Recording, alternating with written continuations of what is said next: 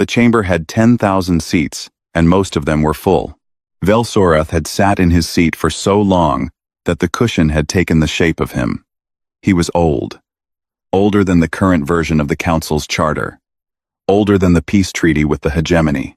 Old enough to remember when the chamber smelled different, before the ventilation was upgraded, before the third tier was added, before the war, that no one officially called a war anymore. He had seen 847 sessions. He expected this one to be forgettable. The humans were on the docket at position 7, behind a trade dispute between the Virani Collective and a minor moon system, and after a resource licensing argument that had been running for 11 years, and would probably run 11 more. Position 7 meant the Council was not particularly worried. Position 7 meant this was, in their estimation, a routine matter. Velsorath had read the file. He was not sure routine was the right word. He watched the chamber fill. He watched species he had known for centuries settle into their seats with the comfortable slowness of people who believed nothing surprising was going to happen today. The hegemony delegation arrived in their red and black, as always, looking like they were attending a funeral they had arranged themselves. The Aravathi sent only one representative, as they always did. A small gray creature, so old it was almost translucent, sitting very still in the front row. The human delegation came in at position 6 on the entry roster. There were 3 of them. One was a young aide, carrying a large stack of paper, actual paper, pressed and bound, which caused a small ripple of bemused attention from the delegates nearby. One was a security officer who looked at everything in the room once, and then stopped looking, which Velsorath recognized as the behavior of someone who had already memorized it. And the third was Director Yael Okafor. She was not physically large. She wore dark clothes with no decoration. She walked to the human seat at the delegate table and sat down and placed her hands flat on the surface and looked straight ahead at the council speaker's podium. She did not look around the room. She did not greet anyone. She waited. The speaker called the session to order. The trade dispute took 40 minutes. The resource licensing argument was tabled again, which surprised no one. And then position 7 was called, and the speaker's voice shifted into the particular register that meant what was coming next had already been decided. That was the first thing Velsorath noticed. The register. The council did not announce it as a hearing. They announced it as a reading of terms. The charges were listed. Unauthorized terraforming of contested Moon 7, Raven, without a galactic development license.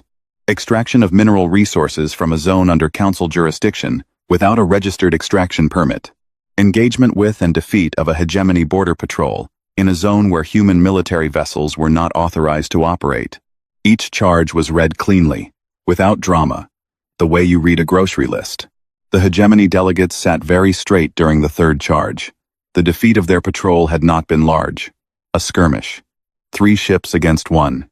The one human ship had won, and then left without taking any salvage, and without sending any communication.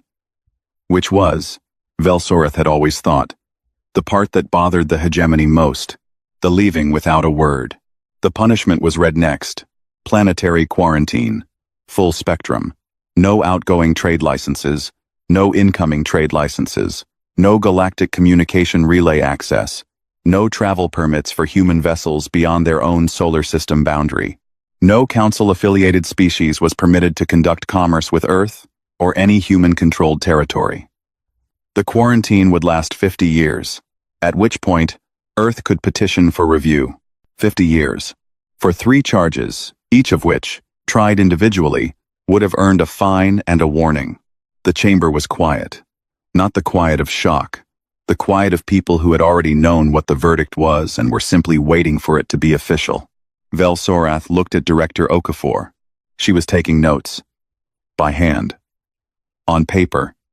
Her pen moved steadily, while the speaker read the terms, and she did not look up, and her face did not change. She wrote the way someone writes. When they are not writing down the words, they are writing down something underneath the words, something the words were carrying without meaning to. When the speaker finished, there was a pause of 30 seconds allocated for response. 30 seconds. For a planetary quarantine. That was how much they were worth being heard. Okafor put her pen down. She looked up at the speaker's podium for the first time since she had sat down. She looked at it the way you look at something you have already finished with. She said 7 words. We accept. We'll remember you did this. Her voice was quiet. It did not shake. It did not perform anger, or grief, or defiance. It was the voice of someone filing a document. Someone placing something into a folder that would be retrieved later. Someone near Velsorath laughed. A soft, dismissive sound. Others followed. The hegemony delegation did not laugh, but 2 of them smiled, which was almost worse. Velsorath did not laugh. He watched Okafor gather her paper notes into a neat stack. He watched her stand. He watched the aide with the paper files follow her, and the security officer who had stopped looking around fall into step beside her. He watched all 3 of them walk toward the chamber exit without looking back. They did not hurry. They did not slow. They walked at exactly the pace of people who had somewhere else to be. His junior aide, a young Thalassian named Sorvin, leaned over. You look troubled, Sorvin said quietly. It is done. They accepted without argument. Velsorath watched the door close behind the human delegation. That is what troubles me, he said. He had seen 847 sessions. He had seen species argue, plead, rage, threaten, weep. He had seen proud empires reduced to begging at that table. He had seen the guilty perform innocence, and the innocent perform guilt, and every combination in between. He had never seen anyone file it. She had not argued because argument was not what she came to do. She came to collect something. A record. A date. A specific account of who did what, and when. She came the way you come to a place to mark it, not to change it, but to know exactly where it is so you can find your way back. We'll remember you did this. Not a threat. Not a promise of revenge. Something more patient than both. Something that would sit quietly in a drawer for 50 years, and not once lose its shape. The quarantine went into effect at midnight, Galactic Standard Time. At 12:01, every human communication frequency went dark. Velsorath sat in the empty chamber long after the other delegates had gone. The lights had dimmed to their overnight setting. The great hall was still and gray and enormous around him. He thought about the way she had walked out. He thought about the notes on paper. He thought about the word remember, how it was not the same word as retaliate, and how in some languages, in some mouths, it was more dangerous than any of the words it was not. He went home and started a private file. He did not know why. He labeled it with the date and the human delegation's docket number and 1 word of his own. Watch. 47 years of nothing is not actually nothing. It looks like nothing. It sounds like nothing.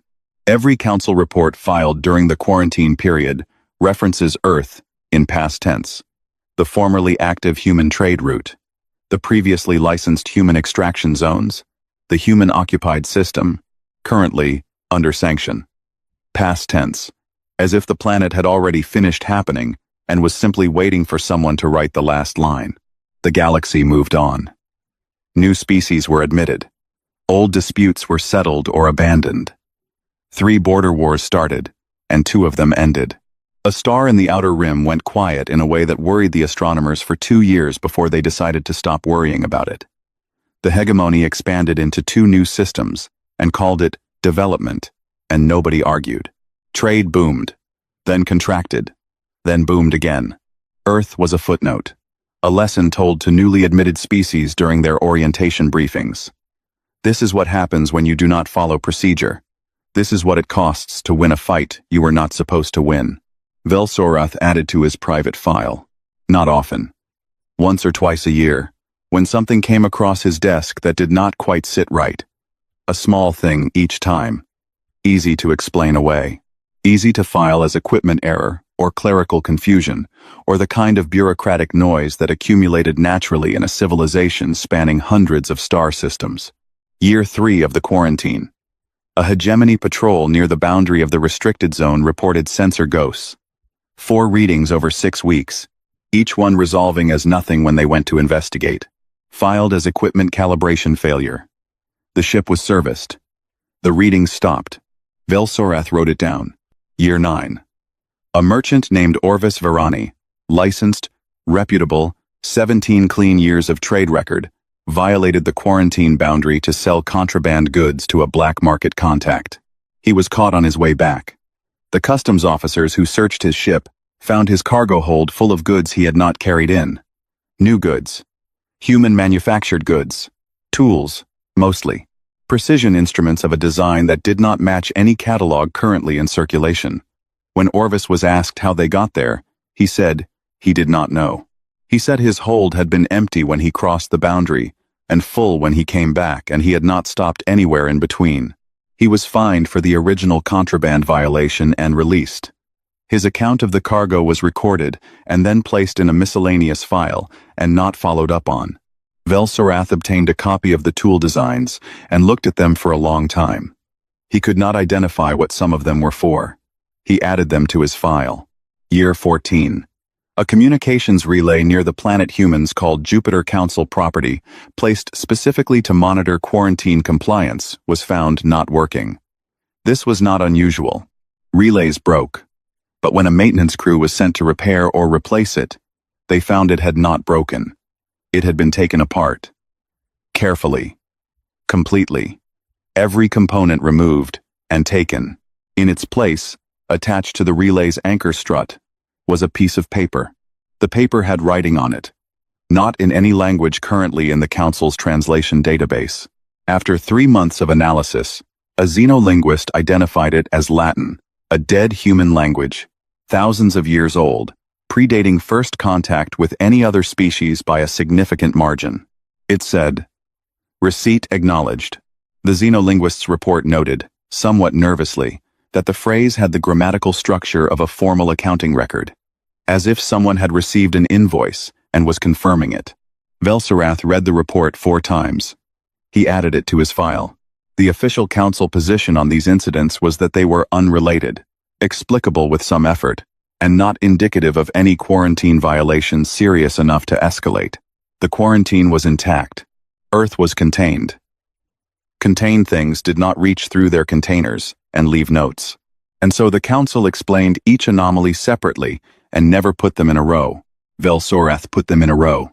By year 22, his file had 31 entries.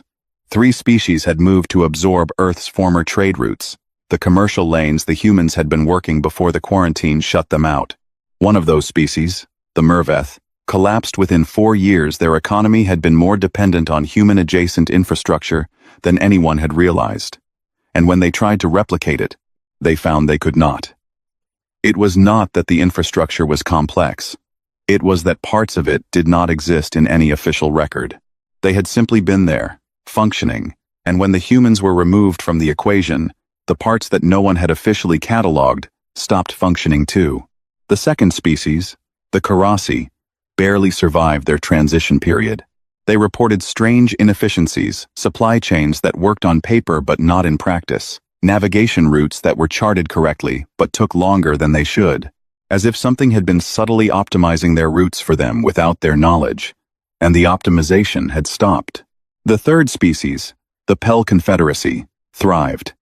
For 11 years they thrived, expanding into the old human commercial zones, with apparently little difficulty. Then an audit found that several of their most profitable operations were built on top of infrastructure they had not constructed and could not account for. The infrastructure was good, better than anything the Pell engineers could have built at the time. It had simply been there, underground and underwater, and inside asteroids, waiting. No one officially said the humans had built it. No one officially said they had built it while they were supposedly locked inside their solar system, restricted from all external operation, complying with the terms of their quarantine. Velsorath said it. In his private file. To no one. Year 38. A medical journal published a treatment for Kethley syndrome, a degenerative nerve condition that had been classified as incurable by council medical consensus for 200 years. The paper was published anonymously through a relay point that traced back to an unregistered node in unclaimed space. The treatment worked. Council hospitals tested it, confirmed it, and implemented it within 18 months. 11 billion patients across 6 species began receiving care. The author was never identified. Velsorath looked at the unregistered relay node's coordinates for a very long time. He was retired by year 40. He was old enough that his body had begun the slow negotiation that bodies begin when they are deciding whether to continue. He kept his file on a private device beside his bed.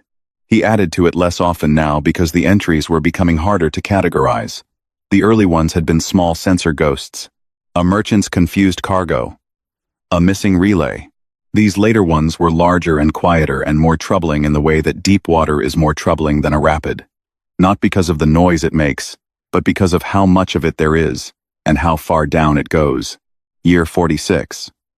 11 species in the outer systems that had been experiencing food shortages for a decade without full council relief funding had all quietly stabilized.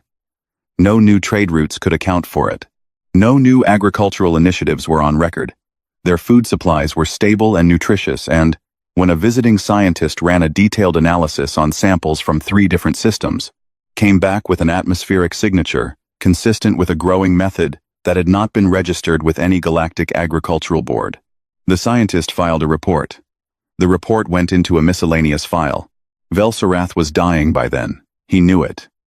His doctors had given him the careful language that means, not long now, without using any of those words.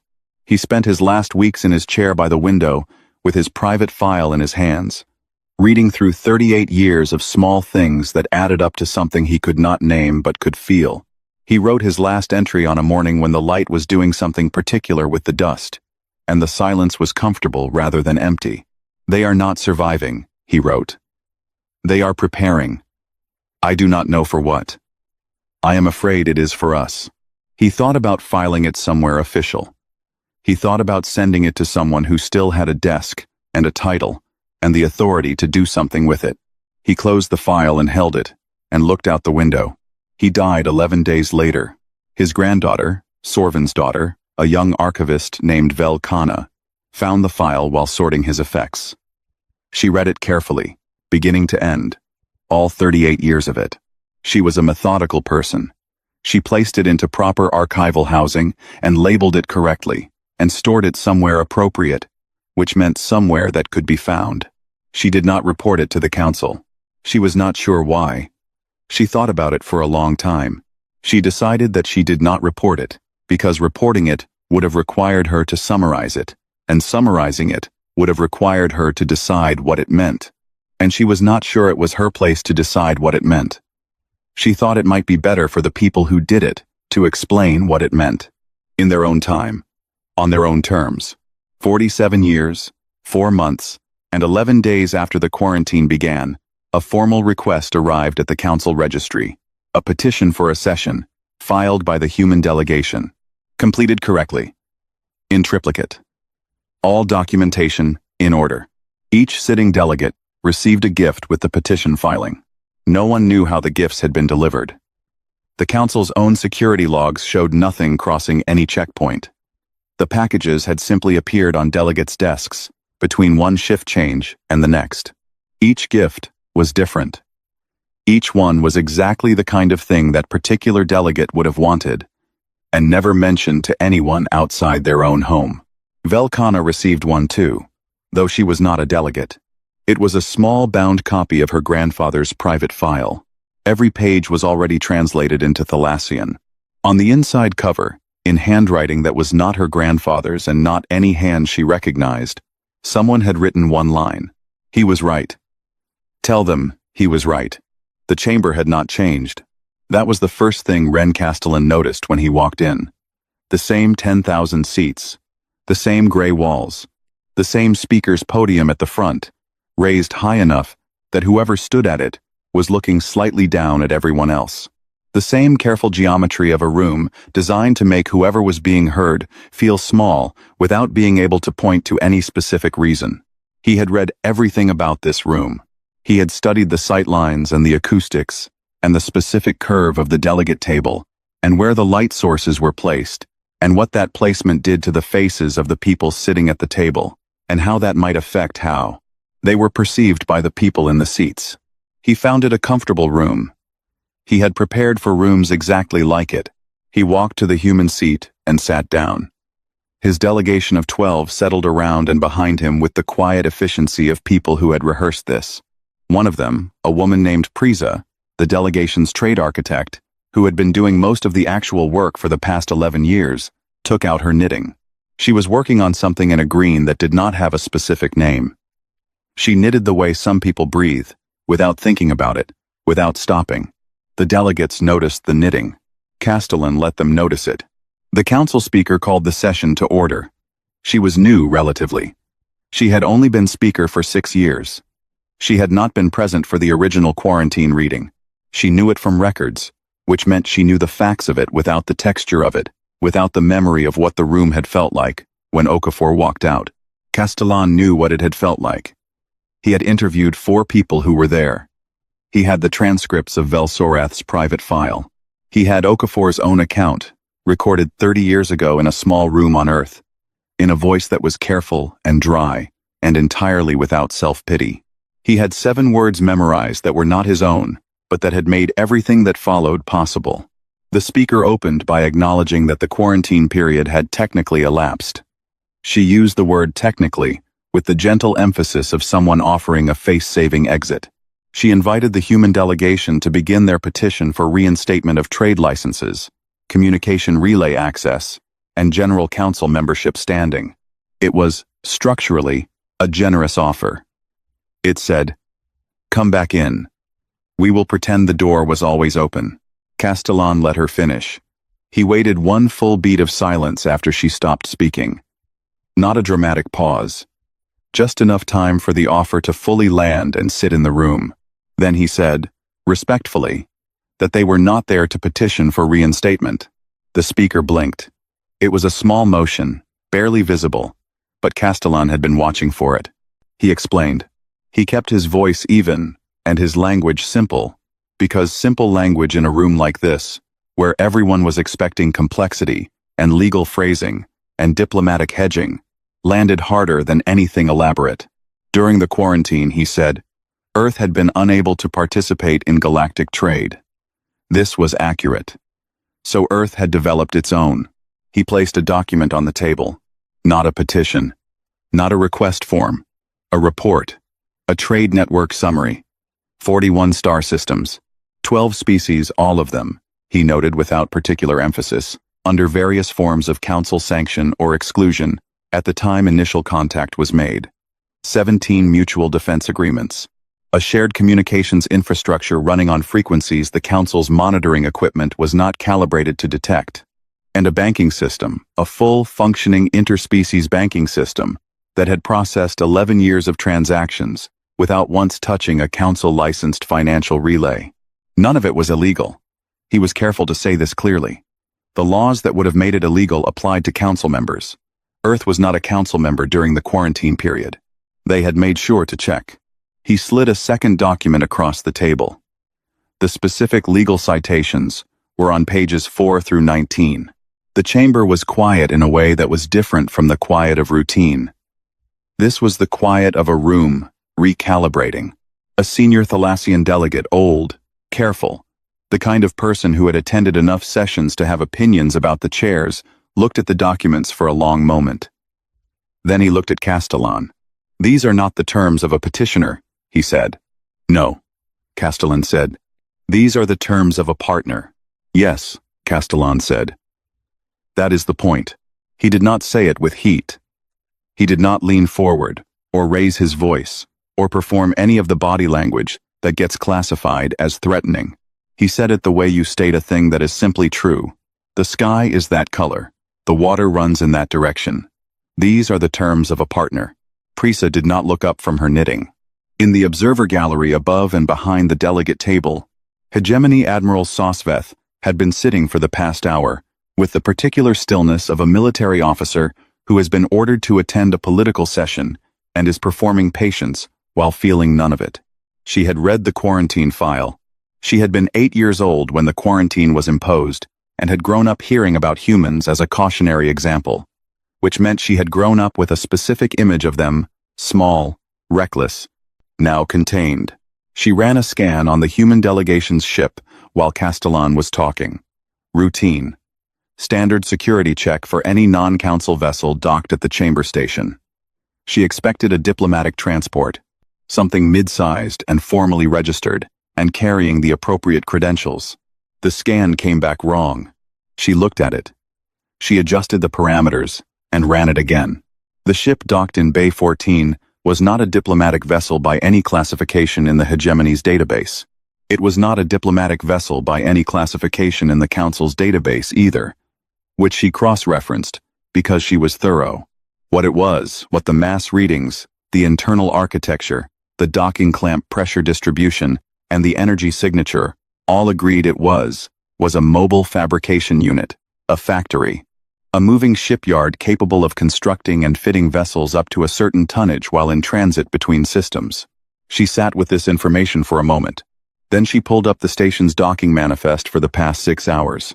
Bay 14, Bay 7, Bay 22, Bay 3, Bay 19, Bay 31, Bay 9, Bay 12, Bay 8, Bay 27, Bay 16, 11 ships total, all registered under the human delegation's filing, all listed in the manifest under the generic category of diplomatic support vessels. She scanned Bay 7, Mobile Fabrication Unit. She scanned Bay 3, Mobile Fabrication Unit. She stopped scanning after Bay 9 because the pattern was clear and continuing would not change the pattern. She sat back in her observer seat and looked down at Castellan, who was still talking in his quiet, even voice about trade agreements and legal citations, and the specific calendar dates on which various agreements had been signed, while Prisa knitted something green that did not have a name. 11 ships, all of them factories, parked at the Council's own station like they belonged there, which, Sosveth realized with a sensation she could not immediately name, they did. They were docked legally, registered correctly, all documentation in order. She wrote a priority message to the Hegemony High Command. She thought about what to say. She thought about how to describe what she was looking at in a way that would not get her assigned to a desk somewhere for the rest of her career. She wrote, "The human delegation arrived in 11 mobile shipyards. I believe this is deliberate. I believe this is not the largest of them. Please advise." She sent it. She looked back down at the chamber floor. The council speaker had called for a recess. The recess was supposed to be 30 minutes. It lasted 9 days. During those 9 days, Castellan's delegation used the station's guest facilities with perfect courtesy. They ate in the common area. They were pleasant to the staff. They did not hold any meetings that anyone could identify as meetings. Prisa finished her knitting project and started a new one, in a color that was somewhere between rust and old blood. On the 8th day of the recess, Velkana Velsorath's granddaughter, the archivist, found Castellan alone in the station's observation lounge, looking out at the dock where Bay 14 sat. She told him about the file, about her grandfather, about the last note. He was quiet for a moment. Then he asked her how long her grandfather had been watching. 38 years, she said. Castellan looked at the ship in Bay 14. He was right, he said. Tell whoever needs to know he was right about all of it. She nodded. She had already been told to tell them exactly that. She asked him, because she had to, because she had been wondering for 9 days, was it planned? From the beginning? Had Okafor known, when she said those 7 words, what the next 50 years would look like? Castellan thought about it. She knew what we were, he said finally. She knew what happens to us when you put pressure on us. She didn't plan the specifics. She just knew the outcome. He looked away from the ship. The outcome is always the same, he said. It has been, for a very long time. The session reconvened on day 9. The vote took 4 hours. Earth's terms passed. Not unanimously. 3 species abstained. But they passed, and the new framework was written into the Council's standing agreements, and the human delegation's trade network, 41 systems, 12 species, the bank, the infrastructure, the defense agreements, was recognized as legitimate. When the speaker read the final language into the record, she paused before closing the session and said that the Council would be including, in the official record, the statement made by Director Okafor at the original quarantine reading, 47 years and 4 months and 11 days prior. She read the 7 words aloud. The chamber was quiet the whole time she read them. It was the quietest Castellan had heard 10,000 seats be. The 9-day recess produced one document. It was classified at the highest level the council had. It was distributed to every sitting delegate simultaneously on the morning the session reconvened. No one claimed to have ordered the distribution. The council's own records showed that the document had been sent from an internal relay node, correctly formatted, correctly authorized, using a clearance code that had been valid 11 years ago and had since been retired. Someone had kept a copy of the code. The document was a summary, 47 years of what Earth had actually been doing, compiled from intelligence gathered across the quarantine period by 12 different agencies, 6 of which had not been sharing data with the others. The summary put the data in one place for the first time. Delegates read it in their offices during the recess. Some of them read it twice. Some of them called staff in to confirm what they were reading, and then sent the staff away and sat alone with it for a while. The session reconvened. The chamber was full. Word had moved, as word does, and the observer gallery was crowded with people who had no vote but wanted to be in the room. Castellan sat at the human delegate table with the same delegation he had arrived with. Prisa was knitting. The color she had moved to today was a quiet gray, very even, very consistent. She did not look up. The speaker opened the session. She did not address the document directly. She said that the council had reviewed the human delegation's terms and was prepared to discuss them formally. Her voice was careful in the way that voices get when they are working hard to carry more weight than they were designed for. The first hour was careful. Species speaking in the cautious, hedged language of people who are not yet sure what version of events will become official, and do not want to be on record backing the wrong one. Trade language, procedural language, the comfortable noise of a bureaucracy that has been running long enough to have developed very good ways of saying nothing with great authority.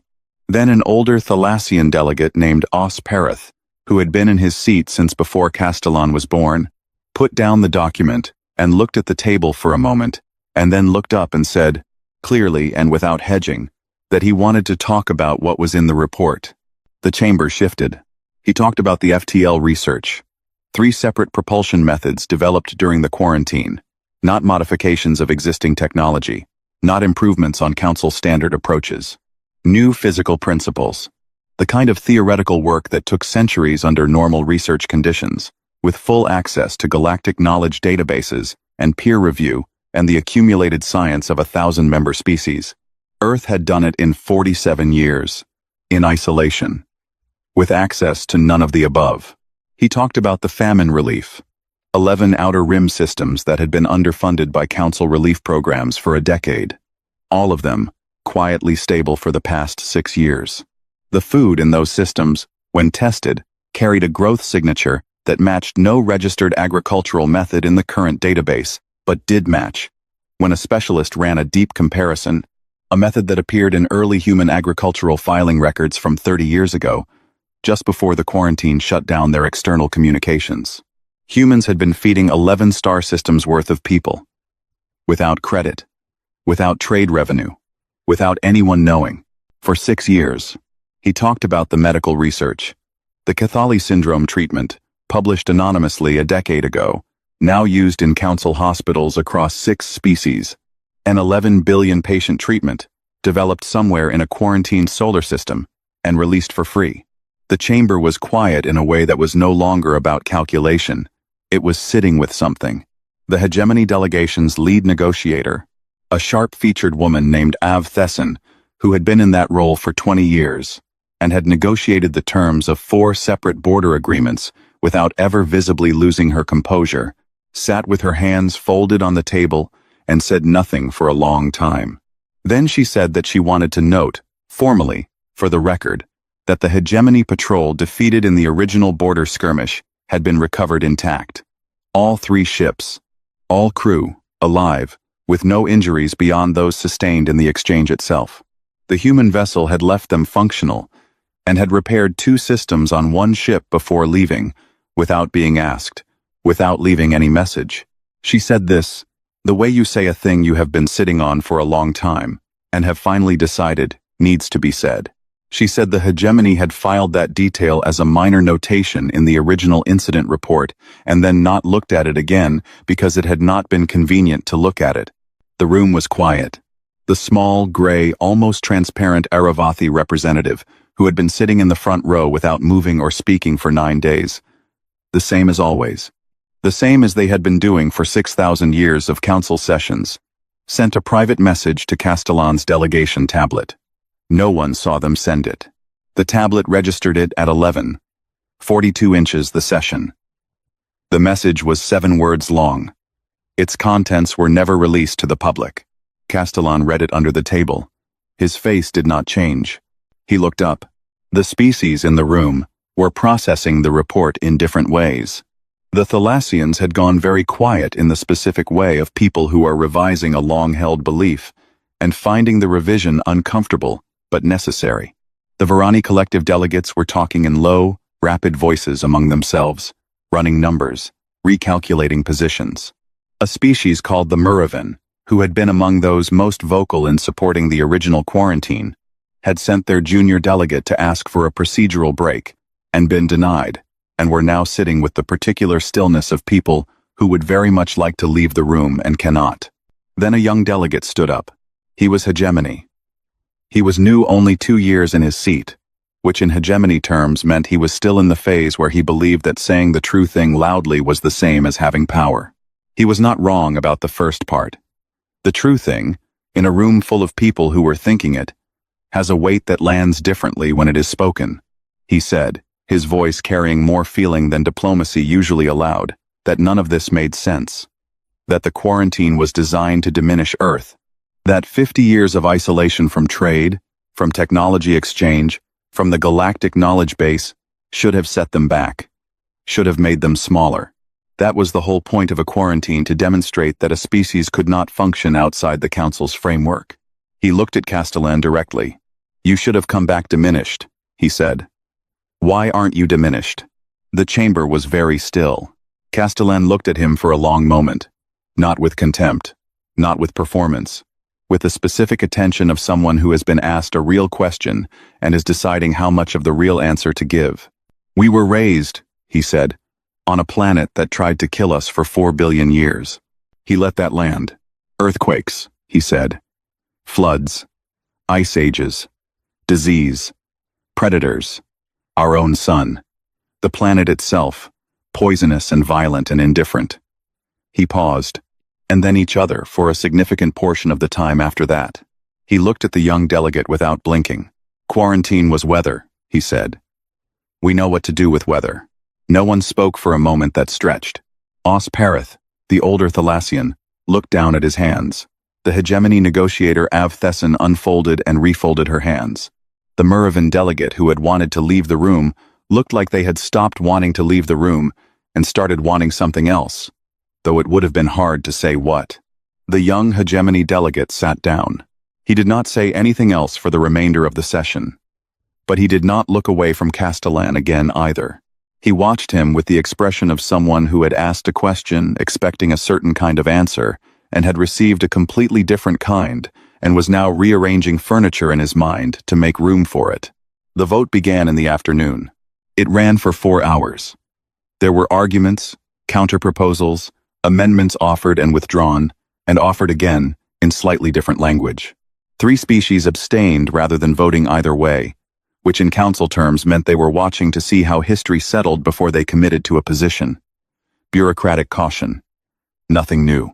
The terms passed. When the speaker read the final acknowledgement into the record, the chamber made a sound that was not quite applause and not quite silence. Something between them. The sound of a very large room of very different beings arriving at the same realization at slightly different moments. Castellan looked at the document in front of him. He thought about Okafor. He thought about 38 years of a careful old Thalassian adding entries to a private file. He thought about 11 systems eating food they did not know was grown 400 light-years away by people who were supposed to be locked in their own solar system, suffering. Prisa rolled her finished gray knitting into her bag. She took out a new skein of something warmer, a color like early morning, before the light has fully decided what to be. She started the new project without looking up. Outside, in Bay 14, the smallest of 11 mobile shipyards sat in its dock with the patient quality of things that have already done most of their work, and are simply waiting to do the rest. 5 years after the readmission, the Thalassian Historical Institute commissioned an official account of the quarantine period. This was not unusual. The Institute commissioned official accounts of most significant events, eventually.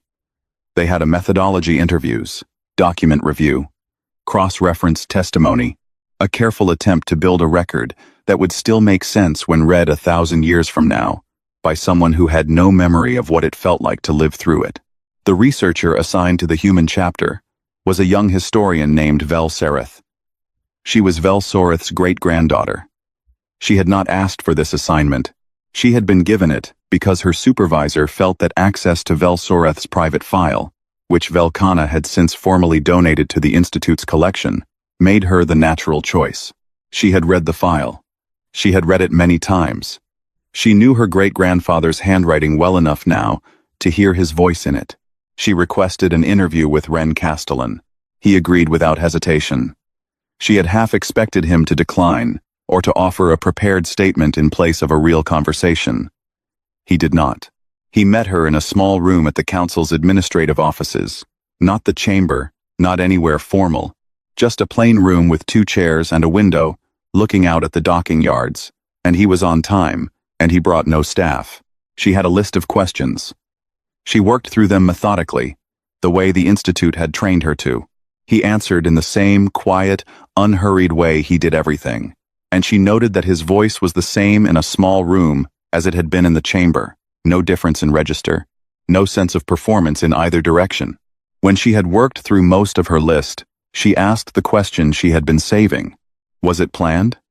Was Director Okafor's statement, the 7 words, "We accept. We'll remember. You did this," a declaration of intent? Had the next 50 years been built from that moment deliberately, systematically, as the execution of a plan she had already made? Castellan thought about it, not the way people think when they already know the answer and are deciding how to phrase it, the way people think when the question is genuinely interesting to them. She knew what we were, he said finally. She was not strategic about the specifics. She didn't draw up a plan that night and lock it in a drawer. He paused. She knew something more basic than a plan. She knew what happens to us when you put pressure on us. Vel-Sareth asked him what that was. He thought about how to answer. He looked at the window for a moment. Outside, ships moved through the docking lanes. Dozens of species, hundreds of vessels, the ordinary busy traffic of a civilization going about its day. Some of those ships ran on infrastructure that had not existed 6 years ago. Some of the cargo they carried was moving through trade channels that had not existed 12 years ago. The galaxy had, in certain specific and measurable ways, reorganized itself slightly around the network Earth had built during its quarantine, the way water reorganizes slightly around a new stone placed in a river. There is a thing that happens to water, he said, when you make it cold enough. She waited. It restructures. At the level of individual molecules, it reorganizes. It becomes geometrically different from what it was, harder, more regular, sharp-edged in ways that formless water is not. The same pressure that would crush most things, that would collapse most structures, causes water to become. He paused, looking for the right word. Architectural. He looked back at her. The quarantine was cold. The council applied cold deliberately, expecting that cold would mean shrinking, getting smaller, coming back diminished, as someone in that chamber once put it. He was quiet for a moment. What actually happened is what always happens to water. She wrote this down. She wrote it down carefully because she understood that this was not metaphor as decoration. This was the explanation she had been sent to find. This was the actual account of what had occurred and why. She asked the question she had not planned to ask. It was not on her list. It arrived because the conversation had moved somewhere that made it necessary. She asked, "Should other species be afraid of humanity?" Castellan's face did something that was not quite a smile. It was the expression of a person who has heard a question and recognized it as the right question not because it is comfortable, but because it is honest. And honesty, even when it points somewhere difficult, is always preferable to the kind of careful phrasing that obscures more than it reveals. "You were afraid of us when we were young and loud, and broke your rules without knowing what the rules were, he said. She waited. Now we are older, he said. He did not add to this. He let it sit exactly where it landed, which was in the space where several different things could be true at once, that humans were not a threat to a peaceful galaxy, and that they were not quite what they had been before the quarantine, and that whatever they were now was something for which the existing language was slightly insufficient. She thanked him and packed her materials and left. She spent 3 weeks writing the account. She was careful. She was fair. She included Velsorath's file entries in full, from the first watch to the last. She included the details of the Kethely syndrome treatment, the famine relief, the infrastructure built inside asteroids, in systems the Council had labeled impassable. She included the mobile shipyards and the Latin note, and the merchant Orvas, and his inexplicable cargo, and the communications relay that had been dismantled and left a receipt. She included Castellan's words about water, and then she included one more thing, which she had not planned to include until she was nearly finished and realized it was the only ending that was accurate.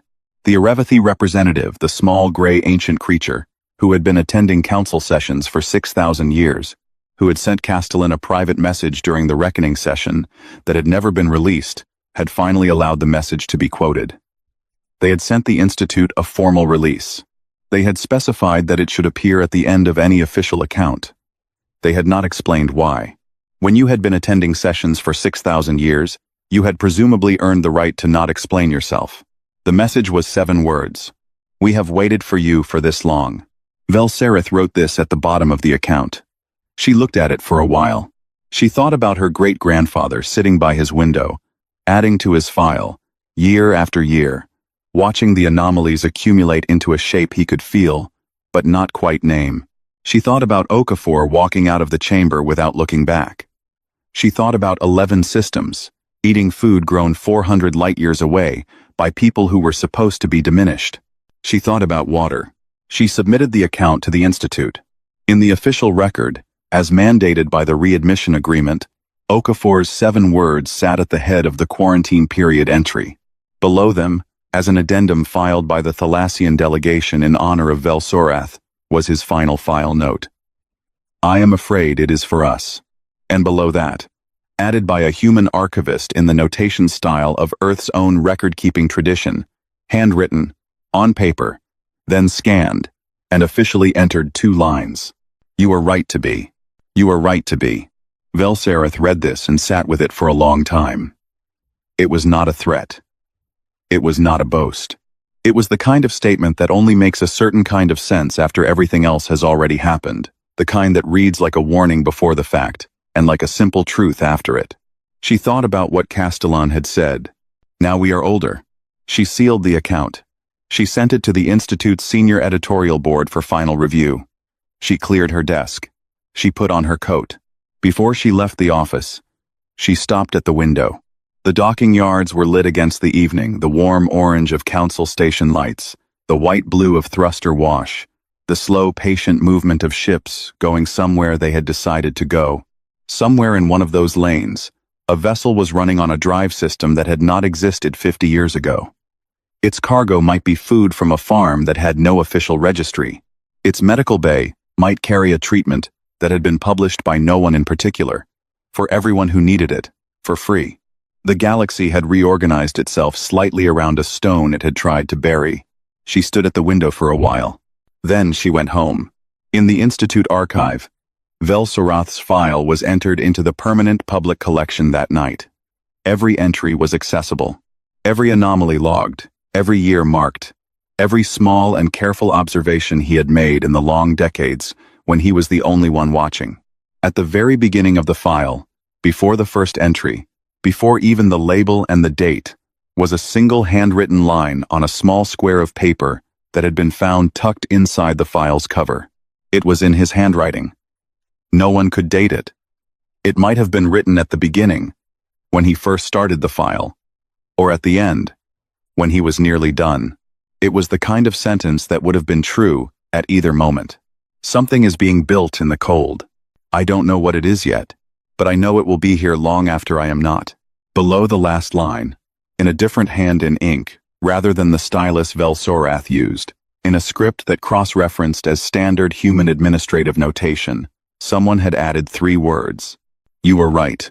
And after that, nothing. Just the white space of the page, holding the weight of everything that had followed from a thing as simple and old and patient as water, deciding to freeze.